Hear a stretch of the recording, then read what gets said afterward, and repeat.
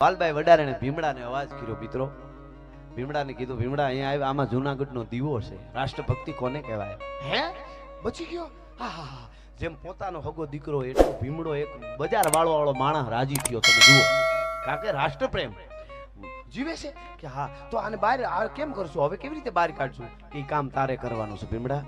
હે કે હા, તારા હુંડલામાં હુંવાર દે, માથે કચરા જેવું નાખ દે અને ઉપરકોટ થી બહાર કાઢીને હિમાડે જા, પછી તો હું પુગાડી દે આડીધર બોડીધર આને.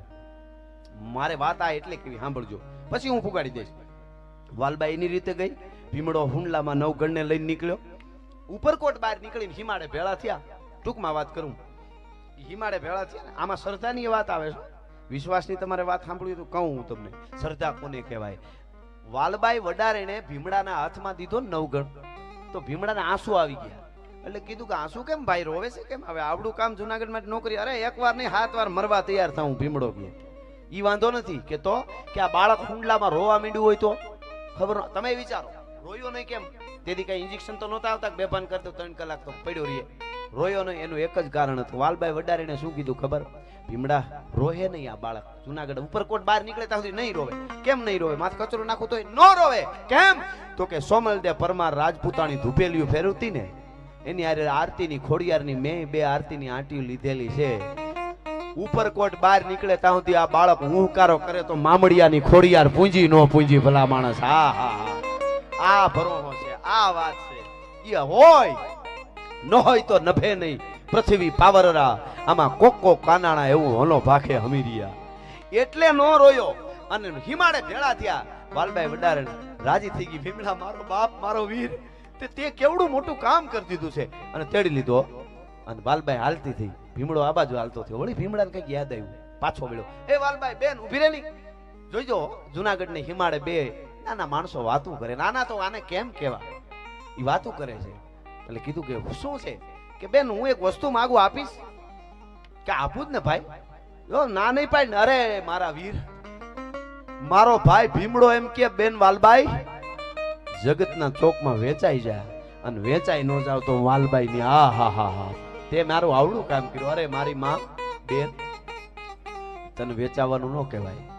કે તો કે તારી પાસે કટાર છે ઈ મને દે. રાજની દાસીઓ કટારું રાખતી હતી.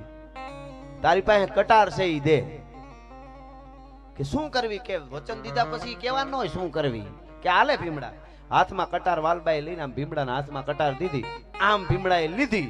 વાત કરતા વાર લાગે એ વાતમાં એટલી વારમાં ફારડાક કરતો પોતાના પેટમાં મારીને આંતરડાનો પાડાની જીભ જેવી કટાર હતી, આંતરડાનો ઢગલો થઈ ગયો, ઢળી પડ્યો ભીમડો.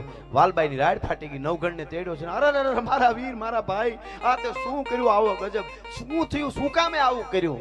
મિત્રો હવે જે ભીમડો બોલ્યો છે, બેન વાલબાઈ છેલ્લા શ્વાસ લેતા લેતા, જુનાગઢના રાનો કુંવર 6 મહિનાનો અને આવડા આવડા સોલંકીઓના પેરા, અને એમાંથી મેં બહાર કાઢ્યો. મેં મરતો મરતો બોલે છે એક જુવાન, નાનો ઓળો એક જુવાન.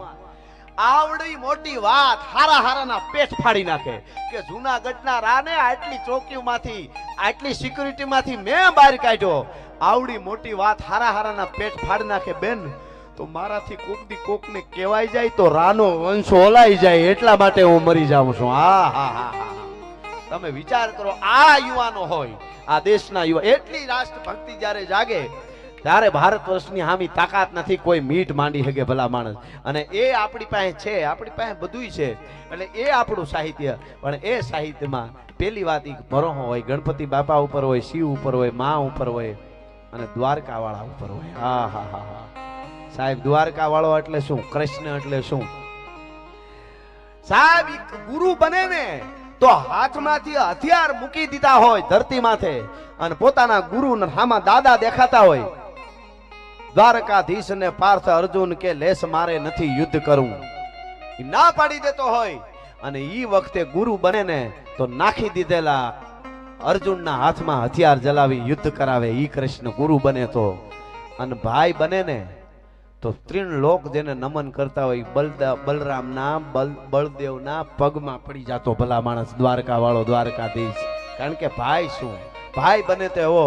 અને પ્રેમી બને ને, કૃષ્ણ પ્રેમ કરે ને તો કૃષ્ણ રાધાને પ્રેમ કરે તો દુનિયા આખી રાધાને પૂજવા માંડે. રામા કે રાધા માં રામા રાધે પ્રેમ કરે તો દુનિયામાં પ્રેમીને પૂજાવી દે.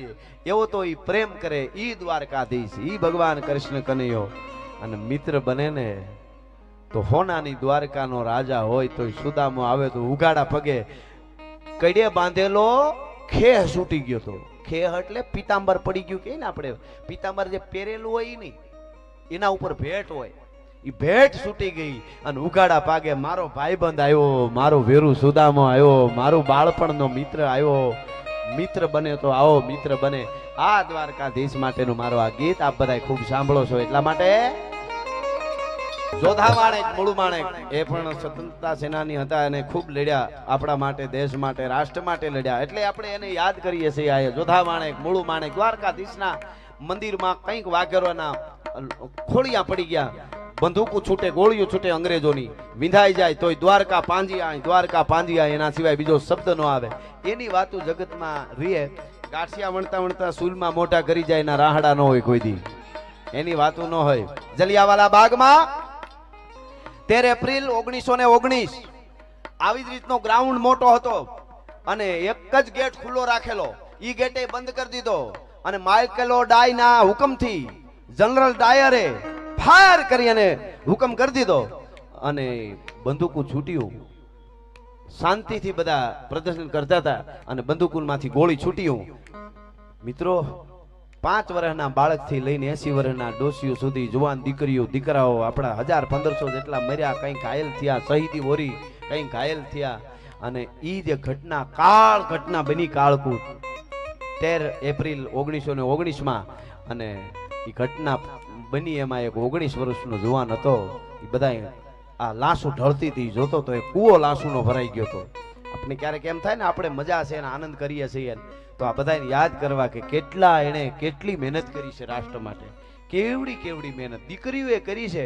નીરા આર્યાને કોક દી વાંચો તો ખબર પડે આ દેશની દીકરી કેવી. હું કથા મારી પાસે છે, ત્યારે સમયે હું કહીશ તમને, એને વાંચો તમને ખબર પડે. મેડમ કામા અને સરદારસિંહ રાણાએ આપણો 1907માં જર્મનીમાં આપણો રાષ્ટ્રધ્વજ ફરકાવ્યો હતો. બોલો 1907માં આપણો જે તિરંગો એ તો પછી આવ્યો, પણ ત્યારે પ્રતિનિધિ તરીકે એ ફરકાવ્યો હતો. એ બધી વાતો જબરી છે. હા સરસ, ફરમાઈશ સારી છે બધી. વાહ વાહ વાહ, સારું. હા ફરમાઈશ ઉપર ખબર પડી જાય કેવો વર્ગ છે. વાહ સરસ ફરમાઈશ. એક કાકાને જોવો તો આખા કુટુંબની ખબર પડી જાય, મામાને જોવો તો મોહાળની ખબર પડી જાય, ગામનો ચોરો જોવો તો ગામની ખબર પડી જાય. રીધી સીધી ન્યા જ બેઠી હોય બધી, દેશી કેમેરા હોય. ઓલા બાઈ આમથી આમ કેમ ગયા, કામ છે ને ગયા, તું બેન જાનું મનો ઓમ કે મને સસમાં છે હૂતું નથી, કોણ ક્યાંય ગયું એ બધું ધ્યાન રાખે. માણસ બીજાની ચિંતામાં જ દુખી છો, પોતાને કઈ દુઃખ છે જ નહીં, એટલે બધું મળી જાય. ઓને આટલું કેમ ઈ ચિંતા મારે છે. જો તમને કહું, કોકનું દુઃખ જોઈને કોકનું દુઃખી થવું એ સારી વાત છે, દુઃખી થવું જોઈએ. કોકને દુઃખી જોઈએ તો આપણે દુઃખી થવું જોઈએ, ઈ પણ ઈ હેલી વાત છે. હજી કોકનું દુઃખ જોઈને દુઃખી થવું ઈ હેલી વાત છે, પણ કોકનું સુખ જોઈને સુખી થવું ને ઈ તો પરમાત્માની કૃપા હોય તો જ થવાય, નકર થવાય જ નહીં. પાડોહી નવી ગાડી છોડાવે ને પાડોહીને નીંદર ન આવે, માનું હાથક પેટીના પાપ પડ્યા છે. હજી અમારી હારી જ રેવા આવ્યા, અમારે ટાયર નથી બદલતું મોટરસાયકલ નું, અને એને ગાડી છોડાવી, ડોહો મહેનત કરે છે છોડાવી, સારું નથી લઈ ગયો. જો 2-3 વસ્તુ એવી છે, એક આગ, એક ઈર્ષા અને એક ઝેર. ઈ છે ને એના ઉપભોક્તા એટલે પોતાનો એનો સર્જનાર એને પેલા ખાય. આગ છે ને એ પેલા દિવાળીને હળગાવે, કારણ કે એની માલિક ઈ છે ને બનાવવાળી, ઈ લગાડવાળી દિવાળી છે, પેલા દિવાળી હળગાવે પછી. અને એક ઈર્ષા છે ને, આપણને એમ થાય કે આપણે ઈર્ષા કરી, પણ આપણને જ બાળે, સામે વાળાને કઈ નુકસાન જ ન થાય. જે ઈર્ષાળુઓ ની પોતે જ બળે, પોતાના જ હારા કણો છે શરીરમાં છે એ ઘટે. પછી કે મારે ઇન્જેક્શન લેવું પડ્યું B12, આ ઘટે ડોહું. આજે કોકનું જોઈને બળ્યો ને એમાં B12 ઘટ્યું, આમાં કોઈને ઘટતું હોય માફ કરજો. અલા પૂરું પોષણ ન મળતું હોય તોય ઘટે. એવા વેણને કાઢીએ કોકના દિલમાં ઠેસ વાગે. પણ હકીકત આ છે. હા ઘણા ડોસીઓ નથી ગોઠણ રહી ગયા હોય તો કે વહુ ને માથે ભડભડ કર્યા કરે. ઘણા વહુ એવા ફાટીને ધોવાડે ગયા હોય પાછા. હમણાં એક ડોહીમાં મને કહેતા હતા, ભગવાને અમારા ઉપર અન્યાય કર્યું. મેં કીધું કેમ? એ કે અમે પરણીને આવ્યું ને તો એ હાહુનો ફૂલ જમાનો હતો. હા હું હક નો લેવા દેતા. અમને એમ કે અમારો એક દી જમાનો આવી છે, વહુ આવે એટલી વાર. ઈ કે અમારે જ્યાં જમાનો આવ્યો ને ત્યાં વહુ ને જમાનો આવી ગયો. હવે કે ખાવા દે તોય ઘણું ટાણે. એટલે ફરી ગયું આમાં જમાનો કઈ કેનો શું થઈ સમયની કાંઈ નક્કી જ નહીં. સમય પકડાતો નથી, આપણે સમયને હાચવી લેવો. સમય હોય ત્યારે કંઈક કરી લેવું સારું.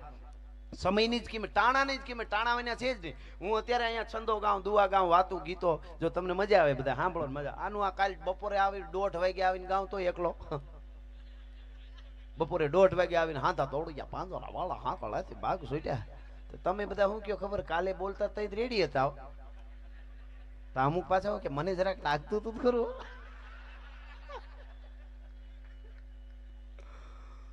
મજા છે આને. આપણી ભાષા તો જુઓ કેટલા અરસ થાય આપણા. પરમદી અમે 5 સ્ટાર હોટલમાં હતા, મુંબઈ હતા. હોટલ સારું નથી કેતો, હોટલમાં હું હતા. અમારે મુકેશભાઈ દાંત કાઢ્યા યાદ આવી મને, ના પડતો તો કેતા નહીં, પણ હું કહેવાનો. અમારી બધી દેશી ટીમ છે સમજ્યા. હિન્દી બિંદી મુકેશ તો ગમે એવું હોય ને, લંડન જાય તો હિન્દી એ ન બોલે. ઓલા બેન ને ગુજરાતીમાં જ કે ખાવાનું આપો. હા તો કાલે હતા તો ન્યા ઓલી હોટલમાં એવું ઓલું પડદો સડે ખરો, સાપથી પડદો સડે અને ઉતરે બાથરૂમ નો બહારનો ફરતા કાસ. તો ભાઈ મુંજાણા બાથરૂમ જાવું, ઈ કે અહીંયા કાસ હોરવા છે. મેં કીધું અહીંયા આવવું જોઈએ, અહીંયા બધું ભૂલી જવાનું. મેં એવું આપ્યું ઘડીક મામા કાનડ સાહેબ. મેં કીધું ઈ અહીંયા બધું એવું કઈ ન હોય, આ બધા ફ્રેન્ડલી હોય બધા અહીંયા. ઘડીક આયકું મેં તાતો કહો અરે મોત થઈ જાય. મેં કીધું તું તારે હું વિડીયો નહીં કરું. મૂકો ઘૂમરે છે પછી ફોન કરવાનો હોય એને. ફોન કર્યો લાગે નહીં કોઈ રીતે, એમાં લાગ્યો ફોન હોટલમાં કરે ને. અને એને જે વાત કરીને તો મને દાંત કાઢી કરીને બઠો પડી ગયો. બેને ઉપાડ્યો કે બેન આ બાથરૂમમાં કાચમાં હોહરવા દેખાતા હે. પડદા कैसे उतरता है, એમ નહીં પડદા કેમ ઉતરતા है. ઓલા ખરેખર તરત मैं भेजता हूँ सर. ઓલો આવ્યો ને સાપ દે ભાઈ હર કરતો પડદો ઉતરી ગયો. મૂકો કે હા પડદો ઉતરો ન કરી કે મારે તો હોટલમાંથી બહાર નીકળી જવું તો. એટલે મજા આવે. બીડી પીવાય નહીં એક તો આને. મેં કીધું આ બીડી નો પીવાય, ઘૂમરે છેડ્યો. બીડી પીવા ક્યાં જાવ? મેં કીધું આ નો પીવાય બીડી. પછી બીડી વગર આખી રાત રહ્યો નહીં. પણ કહેવાનો હતો દેશી અમારે બધા. અમારા પ્રવીણભાઈ ની વાત કરતો. અમે પેલા લંડન જતા હતા ને તો ઓલો આપાતકાલીન દરવાજો હોય ને અહીંયા આવ્યો ભાઈ નો નંબર. તો ઓલા બેન આમ તો બધા પ્લેનમાં બેઠા ને તમને ખબર હોય બધાને ઓલું સમજાવતા ઉભા આમ ઓક્સિજન લેવું ને આમ કરવું ને. ઈ તો પણ જ્યાં ઓલો આપાતકાલીન દરવાજા જે હોય ત્યાં જે હોય ને એને એક્સ્ટ્રા સમજાવવા આવે કે પાણી પ્લેન ઉપર ઉતરે તો તમારે આવી રીતે આમ ઊભું થવાનું. પહેલા તમારી બધી વ્યવસ્થા કરી લેવાની, પછી આમ કરીને આમ ધક્કો મારવાનો તો અહીં ખુલી જાય ને પછી હળર હટ કરતું પડી જાવ. હળર હટ મેં કીધું ઈ બેન ને ન આવડે. ઈ ભાષા તો આપણી છે ને, આપણી ભાષા. મેં લંડનમાં ગયો મેં કીધું તો ગુજરાતીઓ રાજી થઈ ગયા. ઈ કે ત્યાં આપણે ખાલી ગુજરાતી બોલી તોય મજા આવે, સાહિત્યની કોઈ જરૂર નહીં. એને મજા જ આવે કે આ ગુજરાતી આપણું. હા મેં કીધું અમુક આપણી વસ્તુની મજા છે. પતળીંગ દઈને પીડ્યો ઇંગ્લિશમાં આવડે. હાલો તમે મને ઇંગ્લિશ કરો. પતળીંગ દઈને પીડ્યો ખાલી સ્લીપ મજા જ ન આવે. પોચું હાવ આ તો પતળીંગ ભડું દઈને નાખ્યો. એમાં ફેર એની રીતે પડી જાય પતળીંગ દઈને પીડ્યો કહેવાય. કોક નાખે ને પડે ભડું દઈને પીડ્યો કહેવાય. કેવી આપણે નોખું આપણા ડાંગના કેટલા અરથ થાય. આ ડાંગ છે ને ડાંગ, એ ડાંગ ઉલાળે ને આમ નકરી એને ડાંગ કહેવાય. ઈની ડાંગ ઉલાળે નહીં આમ કરીને આમ કોક હબોડે ને આ બાજુથી પરોણો માર્યો કહેવાય. છૂટો મારે તેને પબેડો કહેવાય. અને આયા મારે ને આયા મારાય નહીં. 307 વાળું 302 વાળું આપણે મારવાનું વાત જ નહીં કરવાની. આ તો ખાલી આ મનોરંજન માટે મારવાના. કોને? સેના એમાં દુશ્મનો જે સેનાની સામે આવે છે ને હિમાળે એને જ મારવાના. અહીંયા આપણે બધું ભૂલી જવાનું છે. વિચારોને મારવાના, ખરાબ વિચારોને. અહીંયા આપણું કોઈ દુશ્મન જ નથી, આપણે બધા એક છીએ. પણ અહીંયા લાગે ને અહીંયા એને લાકડી મેરી કહેવાય. બોલો એકનું એક. ઇંગ્લિશમાં પૂછજો એટલા અરથ છે. પબેડો, ડાંગ, લાકડી, આવા કેટલા. હજી તો આવું ઘણું બધું છે. અમારે માલધારી સમાજ તો ખાસ કરીને પેલા જાતા ને એક ગામથી બીજે ગામ તો પેલી લાકડી રાખતા. મામા કેવી રીતે હું કામ ખબર કે આમ તો લાકડી હારી બધે રખોલું બધું એને દુવાય છે. પણ મૂળ મુદ્દો ઈ કે 1:30 વાગે બપોરે કોકની ને મહેમાન થાય ને હાથમાં લાકડી હોય તો ઈ લાકડી આવી રીતે ઊભી રાખી દે ને આમ ટોડલે આમ તો મહેમાનને ખાલી સાજ પીવે, બોલો જમવાનું નથી, ખબર પડી જાય. ઈ કેમ? ખાલી લાકડી ટોડલે ઊભી રાખે ને આમ ઊભી, તો હું કામ ખબર ને ત્યાં ઊભી રાખી હોય ને કોઈ છોકરું નીકળે, કોઈ લાગી જાય, પડે, ખાલી 10-15 મિનિટ રાખવી હોય તો જ ઊભી રાખાય. એટલે લાકડી આમ ટોડલે ઊભી રાખે મહેમાન, અને ખાટલે મહેમાન બેહે ને એટલે બેન ચા મૂકી દે, જમીને આવ્યા ઈનો ઈ ખાટલા જવા દે ને હા જય માતાજી, બેન તાવડી મૂકી દે, લ્યો કે જમવાનું બાકી છે. બોલો આવી તો કોડવડ હતી, કેટલી કેટલી આપણી સમજણીઓ હતી, ઈ ખબર પડી જતી. એટલે પ્રવીણભાઈ ની વાત કરી દઉં, પછી હું પાછો ઓલા ગીતો ખાવ. આપાતકાલીન દરવાજો હતો ને ત્યાં પ્રવીણભાઈ બેઠા હતા, બેન સમજાવવા આવ્યા, સર ઘડીક તો જોઈને મેં કીધું તને કીએ છીએ એમ? હું મને સર કીધો? મેં કીધું કે લે તારી તું મજીરા વગાડે છે. કેવું સારું, મેળ બેળ નહીં કરવાનો હોય ને, ખાલી એમ જામી જ પડવાનું, સપાકરું સારું થાય, આમ જો કેવો રણકાર, કેવો મજીરાનો. આપણા વાજિંત્રો થોડા હોય પણ આમ મગજને ઠંડક આપે. જો ઓળખ એવું નહીં, ઈ આ અડધા ગાંડા માણસ એમ થઈ ગયા છો અટાણે ઘરે જ્યાં આવે ત્યાં સડાવી ઉપાડી લે હાવ. અને આ તો એવું સરસ પેલા જે ગાતા સમજો કેવું, હા આપણા બાબા ભજનો ગાતા, શેર લાંબુ થઈ જાય મને. પણ પ્રવીણભાઈ ને કે સર, તો પ્રવીણભાઈ જોયું તો એને સમજાવવાનું બેને ચાલુ કર્યું. એ કે કાંઈ ટેકનિક ફોલ્ટ આવે પ્લેનમાં તો પ્લેન પાણી ઉપર ઉતરે, તો ભાઈ અંદર ખોવા માંડ્યું, પાણી ઉપર ઉતર્યું પ્લેન એમ. તો પાણી ઉપર ઉતરે પછી કે તમારે આવી રીતે દરવાજો ખોલવાનો, આમ બહાર સીડી નીકળી જાય, હવા વાળી સીડી, એમાંથી તમારે હળ હટ કરતું દરિયામાં વયું જવાનું. બેન બધું સમજાતા હતા. તો અડધે પીયો ને ત્યાં સુધી પ્રવીણભાઈ આમ જોતા હતા, જેમ જેમ ઓલું પડ્યું પ્લેન પાણી માથે દરવાજો ખોલીને જવાનું આવ્યું તો મોઢું ખુલવા માંડ્યું, એમ મીંડું થાવ. છેલ્લે બેન ની આખી વાત પૂરી થઈ ગઈ. બેન કે ઓકે સર. તો પ્રવીણભાઈ કે માતાજી કઈ ન થવા દો, હું દરવાજો નહીં ખોલવો. બેન કે